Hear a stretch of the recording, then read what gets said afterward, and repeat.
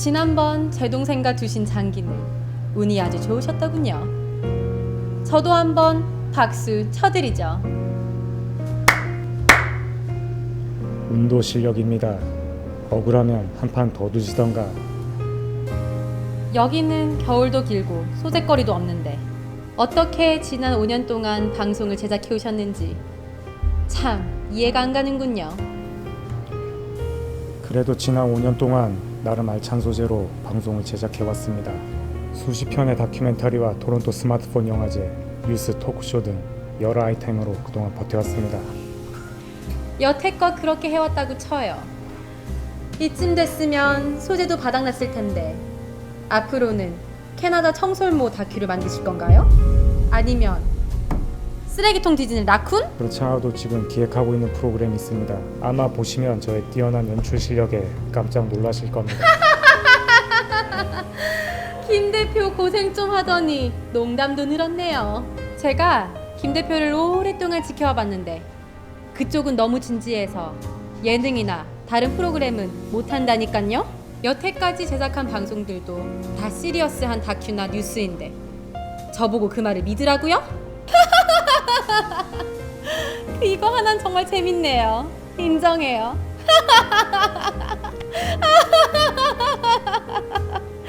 지금 웃을 수 있을 때 많이 웃어두십시오. 나중에 아쉬운 소리 하시면 그땐 정말 모른 채 할 겁니다. 오케이. 제가 장난이 너무 지나쳤네요. 그럼 이쯤에서 준비해 오신 프로젝트가 무엇인지 한번 말씀해 보시죠. 자, 여기 캐나다 한인방송에 미래가 걸려있는 기획안입니다.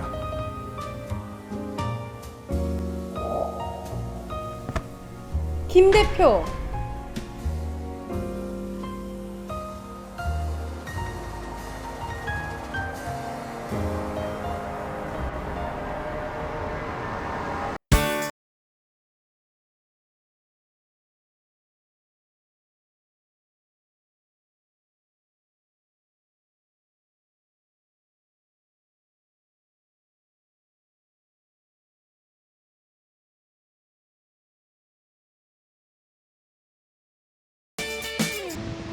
세계에서 두 번째로 큰 국토 면적을 자랑하는 나라답게 농산물과 천연자원이 풍부한 캐나다. 대부분 선진국이 그렇듯이 캐나다는 금융업을 비롯한 3차 산업이 GDP의 70%를 차지하는 3차 경제 대국이지만 한국에서는 그럭저럭 잘 사는 복지국가 정도로 알려져 있다. 캐나다는 미국과 가까운 지리적인 이점과 더불어 우수한 IT 인력을 보유하고 있어 외국 기업들의 캐나다 진출도 활발하게 이루어지고 있다. 실제로 2010년 이후 2년 동안 78개의 캐나다 기업이 구글, 애플, 인텔, IBM, 트위터 등에 인수된 것은 캐나다 소프트웨어 산업의 경쟁력을 입증한다. 이렇게 캐나다는 3차 산업이 발전한 경제대국이지만 방송 시장의 현황과 전망은 그리 밝지 않다. 그러니까 90년대 후반하고 2000년대 초부터 이 인터넷이 좀 대중화되면서 당연히 그 사람들이 이제 TV를 많이 안 보게 됐죠.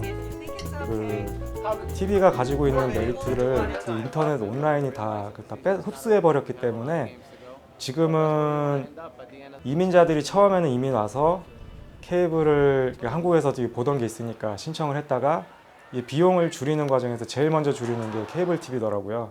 값이 좀 비싸잖아요, 솔직히. 값이 저렴하지도 않고 막상 틀면 재밌는 거는 거의 없고. 해마다 수많은 콘텐츠가 제작이 되고 유명 연예인 출연료가 지상파의 경우 회당 1,500만 원, 종편 2,500만 원을 넘나드는 대한민국 방송시장과는 달리 캐나다는 공영방송인 CBC를 제외하고는 방송에 대한 정부의 지원이 거의 없다. 즉, 유명 연예인을 앞세운 프로그램의 시청률이 프로그램의 승패를 결정하는 대한민국의 방송과 매우 대조적이다. 한국은 일단 연예인들이 많으니까 그 연예인들이 나오면 그러니까 누가 나오냐에 따라서 그 프로그램의 승패가 갈리는 그런 부분이 많은데 캐나다는 일단 연예인이 없잖아요. 캐나다는 연예인이 있다고 해도 다 미국에서 지금 활동을 하고 있고 사람들이 사실 그 텔레비전이라는 거에 대한 환상이 있는데 캐나다는 그런 환상이 이미 다 깨져버린 상태거든요. 근데 이제 한국은 아직도 그 연예인에 대한 환상과 또 정부가 또 뒷받침을 해주고 있고 또한 내국민들이 유료로 음악 파일을 다운로드 받거나 해외 사이트를 이용해 동영상을 시청하는 불법 콘텐츠 유통을 정부가 앞장서서 차단하는 것도 대한민국 방송이 아직도 큰 영향력을 가지는 이유이다. 캐나다가 어떻게 보면 이제 다문화 국가고 다민족 국가라서 좋은 점도 있는데 반면에 이제 너무 서로 문화가 다르다 보니까 이제 좀 공감대 형성이 안 되는 것 같아요. 그러니까 한국을 예로 들면 뭐 월드컵이라든지 뭐 세월호라든지 뭔가 좀 큼직큼직한 그런 이슈들이 터지면 모든 국민들이 벌떼처럼 달려들어가지고 막 뭐 대통령 욕도 하고 뭐 이런 것들이 있는데 여기 캐나다는 너무 이렇게 문화들이 다르니까 한 예로 작년에 뭐 팬앤게임이 여기 있었다고는 하지만 그게 있었다는 것조차도 모르는 사람들도 많고 경기를 아마 대부분 한인들은 개막식, 폐막식은 물론이고 경기를 한 번도 안 봤을 거라 생각을 해요. 그런 부분이 좀 어려운 것 같고 또 캐나다는 작은 시장이다 보니까 인구가 3천만이면 한국 남한 인구보다도 훨씬 못한 거잖아요. 그러니까 인구가 적으니까 당연히 이제 마켓도 적고 그리고 미국에서 이렇게 제작되는 그런 다양한 예능 프로나 드라마와는 달리 여기 현지에서는 실제로 제작하는 게 거의 뉴스 프로그램밖에 없거든요. 캐나다가 그나마 그래도 뉴스 프로그램이 잘 됐던 시절이 있었는데 요즘은 아까 먼저 말씀드렸듯이 그런 인터넷 때문에 이제 광고주들도 그런 방송에서 다 등을 돌리고 있는 그런 시점이라서 뭔가 특별한 돌파구를 찾지 않는 이상 캐나다 방송은 계속 힘들 거라고 생각합니다. 네, 알고 있었어요. 네, 방송 언론 매체가 있다는 걸 알고 있습니다. 네, 알고 있습니다.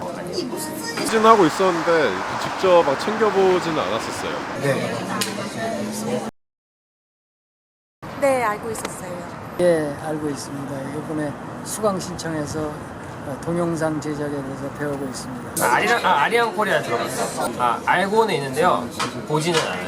저랑 좀 약간 세대가 다른 것 같아가지고. 인터넷에 짤막하게 올라오는 그런 시청하는 아리랑 코리아 TV에서 알고 있고 네. 아무래도 방송을 하는 매체는 대표적인 그 토론토 매체는 두 개밖에 없으니까 아리아 TV에서 그렇게 알게 됐습니다. 신문이나 그런 거 통해서 보기는 해요. 그렇죠. 신문을 많이 보고 있습니다. 네, 파스타임 할때 이런 거, 그런 신문 같은 거 사봤었거든요. 그거 말고는 딱히 정말 제가 필요한 정보. 그러니까 저 같은 경우 이제 학생일 때 파트타임 구할 때 그런 이렇게 어디서 이렇게 일을 손쉽게 구할 수 있는 것인가 이런. 뉴스, 페이퍼, 신문 같은 거 이름을 잘 모르는데 제가 그 같은 데서 가끔 보거든요. 그거 외에는 다른 거 없습니다. 딱히 관심을 기울이고 보진 않는 것 같습니다. 아주 접할 기회는 많이 없는 것 같아요. 저는 그냥 토론토 한인 사회에 대해서 소식만 이쪽으로 듣기만 해도 저는 그것만으로 충분히 충분하다고 생각합니다.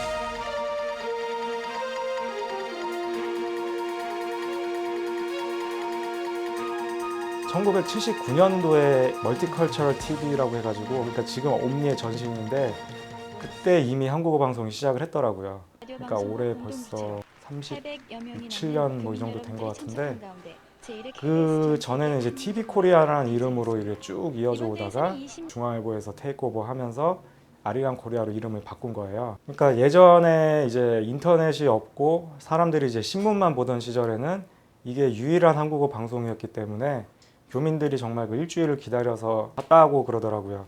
그 당시는 진짜 한국 뉴스를 위성으로 받아가지고 그걸 편집해서 보여줬기 때문에 그게 이제 여기 있는 교민들이 한국 소식을 알 수 있는 유일한 소스였었고 한 90년대까지는 그래도 좀 괜찮게 운영이 됐다는 방송으로 알고 있어요. 해마다 열리는 빛의 행렬 호랑이 점등식이 지난 14일 인터넷의 등장과 함께 급속도로 발전한 방송 기술로 대한민국의 방송은 세계 최고의 수준이 되었지만 캐나다 교민 방송은 오히려 퇴보하고 있었다.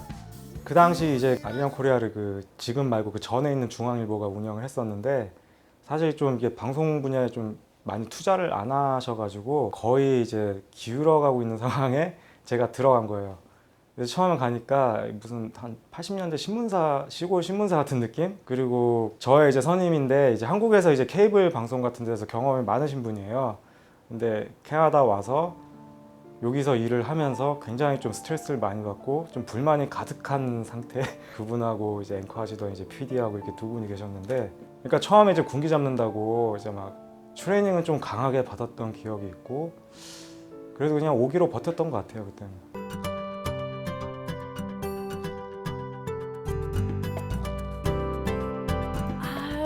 It was in my last year of high school, so about 3 years 토론토 ago. 리플리스 아쿠아리움이 드디어 그 모습을 드러냈습니다. That me and my manager came up with. 제가 2011년에 이제 운영을 하기 시작하면서 포맷을 좀 많이 바꿨어요. 그러니까 뉴스가 더 이상 이제 사람들한테 어필하지 않을 것을 이미 이제 일을 하면서 알고 있었고, 그리고 토크쇼라든지 다큐멘터리라든지 이런 것들을 옛날부터 너무 해보고 싶었기 때문에 정말 많은 시도를 해본 것 같아요. 좀 시리어스하고 좀 운동적인 그런 소재를 찾아가지고 리얼 피플이라는 다큐 시리즈도 한번 만들어봤고, 또 아름다운 동행 같은 그런 토크쇼도 많이 해봤고, 그리고 토론토 인사이드 아웃 같이 약간은 좀 예능이 가미된 그런 프로그램들도 해봤고, 또 현지인들이나 또 영어권 시청자들을 고려를 해가지고 영어 자막도 넣어보고 정말 많은 시도를 해봤던 것 같아요. 처음에는 그냥 프로덕션 퀄리티만 좋고 방송 질 자체만 좋으면 사람들이 볼 거라 생각을 했어요. 진짜 막 노력을 해서 여기서 열심히 일하시는 분들하고 같이 좋은 프로그램들을 많이 제작을 했는데 생각보다 사람들이 그거를 받아들이는 준비가 안 됐다고 해야 되나? 그러니까 사람들이 실제적으로 보는 거는 재밌게 볼 수 있는 그냥 예능 위주의 프로인 거예요, 결국은. 그래서 그런 부분에서 요즘 좀 갈등을 많이 하고 있어요. 그러니까 30대 초반에 가졌던 그 오기와 사명감이 지금 한 5, 6년 이렇게 막 계속 온 건데, 이제 나이가 이제 30대 한 중반이 되니까 좀 꺾이더라고요, 그게. 좀 힘이 좀 붙여요, 요즘은. 목표가 있었어요, 목표가. 한국 방송을 그래서 좀 알리고 정착시키는 거, 그거를 목표로 해가지고 계속 달려왔는데, 이게 생각보다 이게 쉽지가 않으니까 요즘은 좀 약간 생각이 좀 왔다 갔다 하는 것 같아요. 대학 졸업 후 방송 외길 인생을 살아온 김 대표. 자체 방송을 제작하기에 너무나도 열악한 캐나다 방송 시장에서 경쟁력 있는 콘텐츠를 제작한다는 것은 김 대표가 앞으로 풀어나가야 할 커다란 숙제로 남아있다.